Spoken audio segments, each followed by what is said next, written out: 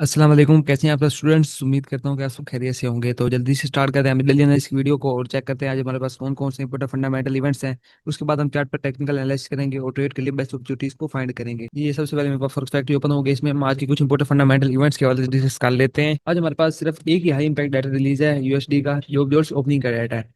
ये डाटा हमारे पास काफी ज्यादा इंपॉर्टेंट है। प्रीवियस रीडिंग चेक करें तो 7.44 मिलियन थी और जो फोरकास्ट की जा रही है वो 7.38 मिलियन की जा रही है, लो फोरकास्ट की जा रही है। अगर ये डाटा पॉजिटिव आता है तो इससे यूएसडी स्ट्रॉन्ग होगा, डाटा वीक आता है तो इसे यूएसडी वीक होगा, डीएक्सवाई पर इसका नेगेटिव इंपैक्ट पड़ेगा। तो आज के लिए हमारे पास सिर्फ यही एक डाटा है। अब हम ऐसा करते हैं कि चार्ट पर जाते हैं और टेक्निकल एनालिसिस करते हैं और ट्रेड के लिए बेस्ट अपॉर्चुनिटीज को फाइंड करते हैं। ये सबसे पहले मेरे पास डीएक्सवाई का चार्ट ओपन हो गया है। डीएक्सवाई में सबसे पहले हम डी वन का टाइम फ्रेम ओपन कर लेते हैं। डी वन का टाइम फ्रेम में चेक करें तो जब मार्केट इस लेवल पर थी तो मैंने वीकली आउटलुक वीडियो में आपको बताया था ये जो हमारे पास ये प्रीवियस लो है ये हमारे पास काफी ज्यादा इंपॉर्टेंट है। अगर मार्केट इसको डी वन में डाउन साइड पर ब्रेक करे तो फिर हम मजीद सेल साइड देखेंगे डीएक्सवाई को। अगर मार्केट इसे ब्रेक नहीं करती तो मार्केट अप साइड जा सकती है, ये मैंने आपको बताया था। तो मार्केट ने इसे डाउन साइड पर ब्रेक नहीं किया और इसी लेवल पर प्रीवियस लो को स्वीप करके मार्केट अप साइड गई।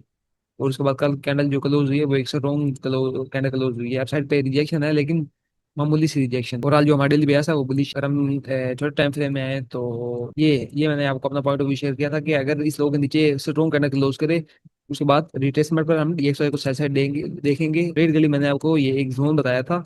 डीएक्सवाई पर वैसे हम मूवमेंट ट्रेड तो नहीं करते, हम इसकी सिर्फ एनालिसिस करते हैं ताकि हम गोल्ड और यूरो यूएसडी वगैरह के पेयर को एनालाइज कर सकते हैं। तो ये डीएक्सवाई के अंदर मैंने आपको जोन बताया था, ये H4 का भी जोन था और ये M45 का भी जोन था।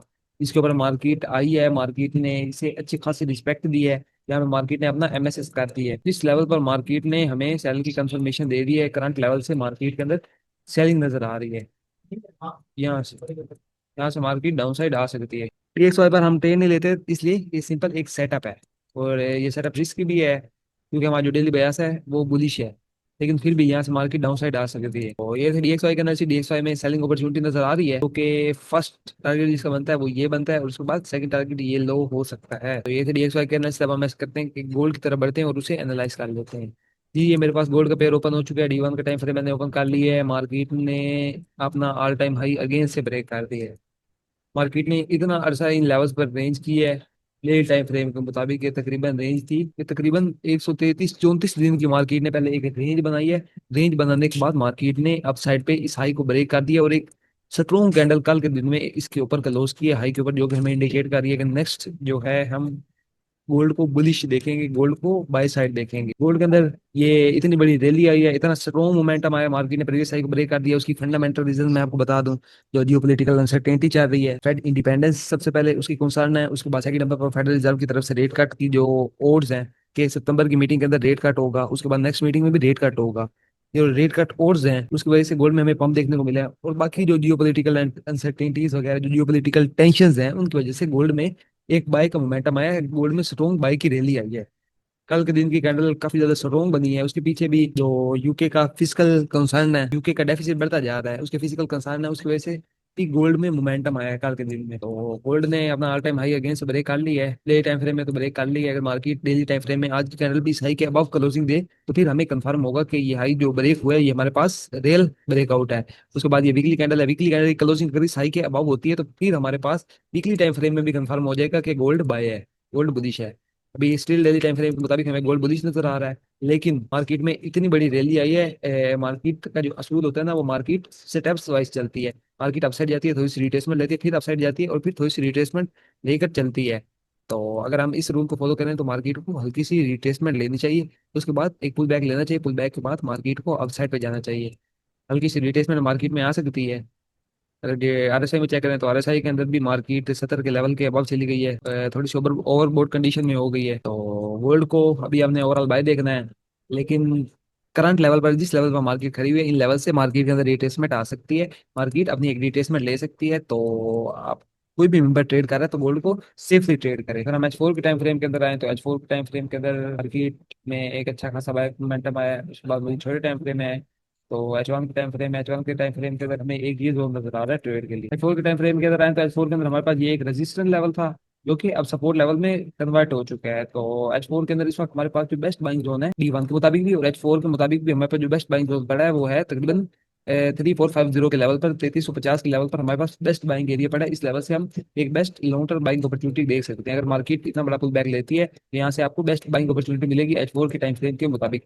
तो मजीद छोटे टाइम फ्रेम में जाएं तो करीब जोन देखें तो हमारे पास करीब में ये एक जोन बन रहा है, ये एक जोन बना हुआ है। यहाँ से आपको एक बाइक की अपॉर्चुनिटी मिल सकती है इस जोन से, इस लेवल से। तो मार्केट यहाँ पर आती है तो यहाँ से आपको एक बाइंग अपॉर्चुनिटी मिलेगी आफ्टर स्वीप, और ट्रैक एंट्री भी ले सकते हैं आप इसके अंदर। तो ये थे गोल्ड के बड़े टाइम फ्रेम के एनालिसिस। अब हम इस करते हैं कि मजीद छोटे टाइम फ्रेम में चले जाते हैं और गोल्ड को प्रॉपर एनालाइज कर लेते हैं। ये मेरे पास M15 का टाइम फ्रेम ओपन हो चुका है। M15 के टाइम फ्रेम में वीकली आउटलुक वीडियो में मैंने आपको जोन बताए थे, सबसे पहले उनके वाले डिस्कस कर लेते हैं। एक ही मैंने आपको extreme point of witness zone बताया था, और एक ही decision point of witness zone बताया था, और साथ साथ ये भी बताया था कि गोल्ड का जो ब्यास है वो हमारा बुलिश है, गोल्ड का जो सुरक्षा है बुलिश में शिफ्ट हो चुका है, गोल्ड को हम बाय देखेंगे। ये मैंने जोन बताया था, लेकिन कुछ पिप्स से, तकरीबन 10 पिप्स से ये ना हमारा जोन रह गया। मार्केट ने इस पे टैप नहीं किया और मार्केट में रैली है आगे, मार्केट ने हमारे जोन को पीक ही नहीं किया। उसके बाद मार्केट ने बीच में लेके ब्रेक को स्ट्रक्चर कर दिया, उसके बाद मार्केट ने अगेन से ब्रेक को स्ट्रक्चर किया। उसके बाद अगर हम करंट लेवल पर मार्केट को एनालाइज करें तो हमारे पास करंट लेवल पर ये मार्केट का इंड्यूसमेंट लेवल बनता है, ये हमारे पास इंड्यूसमेंट लेवल बनता है। और अगर हम डिसीजन पॉइंट ऑफ व्यू में देखें तो ये हमारे पास रिजेक्शन ब्लॉक है, एक रिफाइंड ऑर्डर ब्लॉक है, ये हमारे पास बनता है। ये हमारा डिसीजन पॉइंट, ये हमारा decision point of view M5 का ये एक किस्म का ऑर्डर ब्लॉक जोन भी है। तो अगर मार्केट यहाँ पर आती है तो यहाँ से आपको बेस्ट बाइंग अपॉर्चुनिटी मिल जाएगी। नीचे मैंने आपको H1 का जोन भी बता दिया है। अगर मार्केट इसे डाउन साइड पे ब्रेक करती है तो H1 का जो जोन है उसके अंदर आपको अच्छी अपॉर्चुनिटी मिलेगी। ये हमारे पास H1 के अंदर FVGP है और एक किस्म का सपोर्ट लेवल भी है, यहाँ पे प्रीवियस हाई पड़ा हुआ मार्केट का। तो हमारे पास बेस्ट बाइंग जोन है, उसके बाद ये नीचे बाइंग जोन है। अगर मार्केट यहाँ पे आती है तो यहाँ से भी आपको बाइंग अपॉर्चुनिटी मिलेगी। तो ये थे गोल्ड के एनालिसिस। अब हम ऐसा करते हैं कि BTC USD पेयर की तरफ जाते हैं और उसे प्रॉपर से एनालाइज कर लेते हैं। ये हमारे पास BTC का पेयर ओपन हो चुका है, D1 का टाइम फ्रेम ओपन कर लिया है। डेली टाइम फ्रेम में चेक करें तो मार्केट में जो मार्केट का एक किस्म का डिमांड एरिया था उसे मार्केट ने शुरू किया है। ये लो था, लो को मार्केट ने अच्छा स्वीप किया है, लिटिल बिट स्वीप किया, और उसके बाद मार्केट ने एक स्ट्रॉन्ग कैंडल्स बनाई है डे टाइम फ्रेम के अंदर दो। और यहाँ पे हमें बाई कंफर्मेशन दी है इस लेवल पर, बाई का हमें इंडिकेट किया है। अगर हम चेक करें तो D1 के अंदर हमारा MSS भी हो चुका है। लेकिन हमारे पास अगर D1 का चेक करें तो D1 के अंदर मार्केट इस वक्त एक ऑर्डर ब्लॉक पर है, एक सप्लाई एरिया पर है। तो यहाँ से मार्केट के अंदर सेलिंग भी आ सकती है। अगर मजीद चेक करें तो यहाँ पर हमारे पास एक किस्म का चैनल भी बना हुआ है डेली टाइम फ्रेम में। तो मार्केट के अंदर ये जो है ना, ये हमें सेलिंग इंडिकेट कर रहा है थोड़ा सा। डेली टाइम फ्रेम के अंदर हमारे पास चैनल भी बना हुआ है, इसके सारे मार्केट मूव कर रही है। डेली टाइम फ्रेम के मुताबिक मार्केट में हमें बाई कंफर्मेशन मिल चुकी है, लेकिन मार्केट एक D1 की सप्लाई एरिया पर है। तो ये हमारे पास कंफर्मेशन थोड़ी सी वीक है। अगर H4 के अंदर चेक करें तो H4 के अंदर भी मार्केट एक ऑर्डर ब्लॉक, एक सप्लाई जोन पर है। ऑर्डर ब्लॉक था, टेस्टेड था, अब मार्केट दोबारा अगेन से उस लेवल से डाउन साइड पे आ रही है। ये छोटे टाइम फ्रेम में जाए, ये हमारे पास चैनल बन रहा है H4 के टाइम फ्रेम का। इसे मार्केट ने H4 के टाइम फ्रेम के अंदर ब्रेक कर दिया, लेकिन कोई स्ट्रॉन्ग ब्रेकआउट नहीं हुआ, मोमेंटम ब्रेकआउट नहीं हुआ। अगर मजीद छोटे टाइम फ्रेम में आ जाए, H1 टाइम फ्रेम के अंदर, तो मैंने आपको ये जोन बताया था कि आफ्टर द स्वीप यहाँ से आप एक सेलिंग अपॉर्चुनिटी देख सकते हैं। अगेन स्वीप के स्वीप करने के बाद एक बार रिस्पेक्ट दी इस जोन को तकरीबन 150 पीस की। उसके बाद मार्केट अगेन एंट्री पॉइंट के ऊपर अगेन से ऊपर आ गई है। तो ये हमारे पास मार्केट ने जोन एक बार टेस्ट कर लिया था, एक बार मार्केट ने रिस्पेक्ट दे दी थी इसे, तो मार्केट ने अब अगेन स्वीप किया, तो ये हमारे पास रिस्की जोन हो गया। अगर हम मजीद चेक करें तो अब हमारे पास जो ट्रेड के लिए जोन बनता है वो ये एरिया बनता है, ये कंप्लीट एरिया। ये एरिया हमारे पास एक बेस्ट सेलिंग जोन है करंट लेवल पर।